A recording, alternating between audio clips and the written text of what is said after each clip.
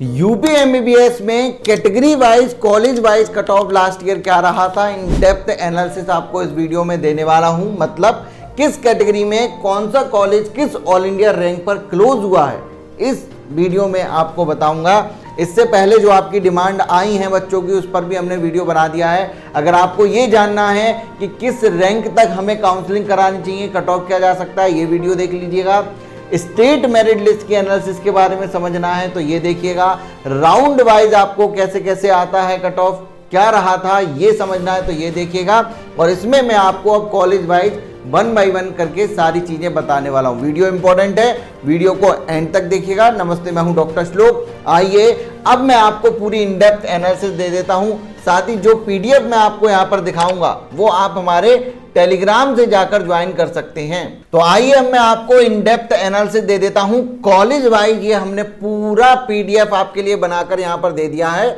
यहां पर हमने कॉलेज के नाम लिख रखे हैं, केजीएमसी, एलएलआरएम, इस तरीके से आपको पूरा मिल जाएगा। और यहां पर ये वो सारी कैटेगरी हैं और यहां नीचे ये ऑल इंडिया रैंक आपकी लिखी हुई है। मतलब किस कैटेगरी में किस ऑल इंडिया रैंक पर ये कॉलेज लास्ट सीट इसकी अलॉट हुई है, वो सब आपको इन डेप्थ यहां पर सारी चीजें हमने दी हैं। यहां पर कुछ चीजें मैं आपको समझा देता हूं। जैसे कि अगर मैं केजीएमसी से बात करूं तो ओपन, मैं ओपन की ही बात करूंगा।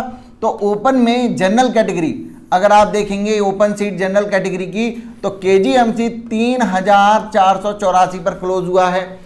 ईडब्ल्यूएस का कोई है नहीं यहां पर। तो बीसी की अगर मैं बात करूं तो 4495 पे क्लोज हुआ है। एससी में ये 37,757 पर मिला है और एसटी कैटेगरी में ये 1,76,581 पर गया था। इसी तरीके से एलएलआरएम में यहां पर आप देख सकते हैं जनरल की ओपन सीट जो है वो आपकी यहां पर 9,107 पर क्लोज हो गई थी। ठीक है, लास्ट सीट यहां पर। ईडब्ल्यूएस में ये आपका 11,637 पर और बीसी में ये 12,025 पर। एससी में आपका 83,957 और लगभग 3,09,000 के करीब आपका एसटी में हुआ है। इसी तरीके से सभी कॉलेज का आप यहां पर देख सकते हैं कि भाई आपकी कैटेगरी में जो भी आपकी कैटेगरी है, कौन सा कॉलेज किस ऑल इंडिया रैंक पर लास्ट ईयर उसकी लास्ट सीट अलॉट हुई है। अब यहां एक सबसे बड़ा ब्लंडर मिस्टेक जो बच्चे करते हैं वो मैं आपको समझाने जा रहा हूं। वैसे तो हमने हर कॉलेज का बता दिया है, आप जब यहां पर देखेंगे तो आपके सारे गवर्नमेंट कॉलेज का हमने ये आपको दे दिया है। नीचे ओवरऑल कट ऑफ भी आपका लगा दिया है। अब मैं आपको यहां पर ये बताने जा रहा हूं कि सबसे बड़ा ब्लंडर मिस्टेक जो बच्चे करते हैं वो क्या करते हैं। वो ये करते हैं, बच्चे नहीं पेरेंट्स भी करते हैं। जैसे हमारे यहां कॉल आता है या हमारे ऑफिस जो हरिद्वार में है, पतंजलि यूनिवर्सिटी के बगल में, वहां एक पेरेंट्स हमसे मिलने आए। उनका था कि भाई हमारे बच्चे की जो रैंक है मान लो 13,000 है, 13,000 रैंक हमारे बच्चे की है और हमारी कैटेगरी बीसी है। बताइए हमें कौन सा कॉलेज मिलेगा। मतलब सवाल क्या था, हमें कौन सा कॉलेज मिलेगा। तो जब कौन सा कॉलेज मिलेगा, अब यहां पर बच्चे क्या गलतियां करते हैं। इसी तरीके की पीडीएफ हर जगह अवेलेबल है, मिल जाएंगे आपको। हमारे टेलीग्राम से भी आप डाउनलोड कर लेंगे। यहां पर गड़बड़ क्या होगी कि वो जाएगा इस वाली पीडीएफ में और देखेगा भाई बीसी कैटेगरी 13,000 रैंक। ओहो, यहां पर मुझे इटावा वाला कॉलेज जो है वो यहां अलॉट हो सकता है। तो वो क्या करेगा, इस रैंक को देखकर इटावा वाले कॉलेज के हिसाब से अपनी प्रेफरेंस बना लेगा। यही सबसे बड़ा ब्लंडर मिस्टेक होता है। ये गलती कभी भी जिंदगी में मत करना।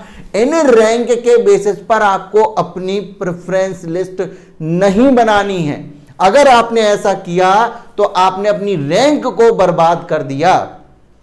जरा ध्यान दीजिए, अगर इटावा वाला कॉलेज ओबीसी कैटेगरी में 13,821 पर अलॉट हुआ है तो इसका मतलब यह नहीं है कि यहां पर ठप्पा लग गया, जिसकी भी 13,000 रैंक के करीब होगा उसको हमेशा ये कॉलेज होगा अलॉट। नहीं, इसका मतलब यह है कि जो भी बच्चा लास्ट ईयर इस रैंक पर बैठा था उसने ये डिसीजन लिया कि मुझे इस कॉलेज के अंदर जाना है। उसकी कंडीशन, उसके एम्बिशन, उसके गोल, जो भी उसने डिसाइड किया हो उस बेसिस पर उसने डिसीजन लिया।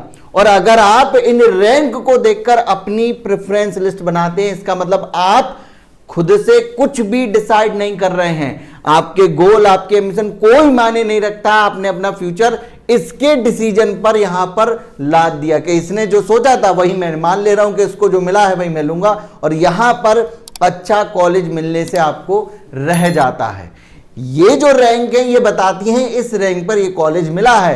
क्या आपके लिए ये बेस्ट है? ये बिल्कुल भी पॉसिबल नहीं है। आपको क्या करना है, अपनी रैंक, क्योंकि आपकी रैंक, आप यूनिक है, आपको अपनी अलग प्रेफरेंस बनानी है, उसका पूरा रिसर्च करना है। जैसे एक एग्जांपल मैं आपको बताता हूं यहां पर कि भाई आप खुद सोचिए, एक आपको बहुत अच्छी बात बताता हूं, टॉपर हर जगह टॉप क्यों करते हैं? क्योंकि वो एकदम क्लियर होते हैं अपने डिसीजन को लेकर। जैसे कि अगर मैं आपसे पूछूं कि भाई किसी की मान लीजिए AIR अगर किसी की 1 आई है या किसी की AIR 2 आई है, ऑल इंडिया रैंक नीट में 2 आई है, उसको कौन सा कॉलेज मिलेगा बताइए, कमेंट सेक्शन में जरूर बताइएगा। आप क्या कहेंगे? सभी, आप ही नहीं सभी लोग यही कहेंगे कि भाई इसको तो दिल्ली एम्स मिलेगा। क्यों? क्योंकि इसकी रैंक क्या है भैया, टॉप है, और टॉपर को हमेशा दिल्ली एम्स ज्वाइन करना चाहिए क्योंकि ये इंडिया का बेस्ट कॉलेज है। यहां पर ध्यान दीजिएगा, बिल्कुल सही बात है आपकी, ये इंडिया का बेस्ट कॉलेज है। इस वजह से बेस्ट रैंक, टॉप रैंक वाले को यही कॉलेज मिलना चाहिए। लेकिन आपको मैं बताऊं, जिसकी रैंक AIR 1 थी ना, उसने जिपमर उठाया था। क्यों उठाया था जिपमर? क्योंकि ये भाई हो सकता है ये ऑल इंडिया का टॉप कॉलेज हो, बेस्ट कॉलेज हो, लेकिन मेरे हिसाब से बेस्ट है या नहीं है ये मैं डिसाइड करूंगा। इस वजह से उसके हिसाब से ये बेस्ट नहीं था, उसके लिए ये वाला कॉलेज बेस्ट था, इस वजह से उसने ये उठाया। समझ पा रहे हैं मैं क्या कह रहा हूं? यहां जो रैंक है, इन बच्चों को जो भी कॉलेज यहां पर ये मिला है, इस बेसिस पर आपको अपनी प्रेफरेंस लिस्ट नहीं बनानी है।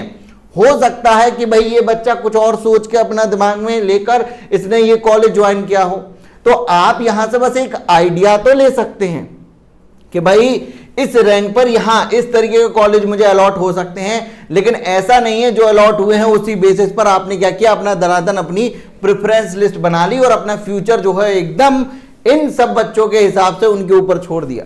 तो ये चीज बहुत बड़ी ब्लंडर मिस्टेक बच्चों के साथ होती है कि वो लास्ट ईयर के कट ऑफ को देखकर अपना जो है काउंसलिंग प्लान करते हैं, उसी के बेसिस पर अपनी प्रेफरेंस लिस्ट बनाते हैं और फिर उनके साथ हो जाती है गड़बड़। तो आपको क्या करना है, रिसर्च करिए, इससे मदद तो आपको मिलती है, लेकिन इसके बेसिस पर आपको पूरी तरीके से अपनी प्रेफरेंस नहीं बनानी है। वैसे तो इसमें सारे कॉलेजों का कट ऑफ हमने दे रखा है, कैटेगरी वाइज आप जाकर अच्छे से देख सकते हैं, टेलीग्राम से ज्वाइन करिएगा। लेकिन अगर आप चाहते हैं हमारे साथ मिलकर के भाई ऑल इंडिया कोटा, आपकी स्टेट कोटा की कंप्लीट काउंसलिंग हमारी टीम कराए, आपके साथ बैठें, आपके गोल, आपके एम्बिशन को ध्यान में रखते हुए, आपके जो भविष्य में जो भी आपका PG कोटा हो सकता है, बहुत सारी चीजें, पूरे 16-17 पॉइंट होते हैं जो आपको देखकर अपनी प्रेफरेंस लिस्ट बनानी होती है। ऐसे ही प्रेफरेंस नहीं बनाते, वो चाहते हैं कि हमारी टीम आपको बनाकर दे। तो आप इस नंबर पर आप हमसे कांटेक्ट कर सकते हैं, ये नंबर आपके लिए वरदान साबित होगा।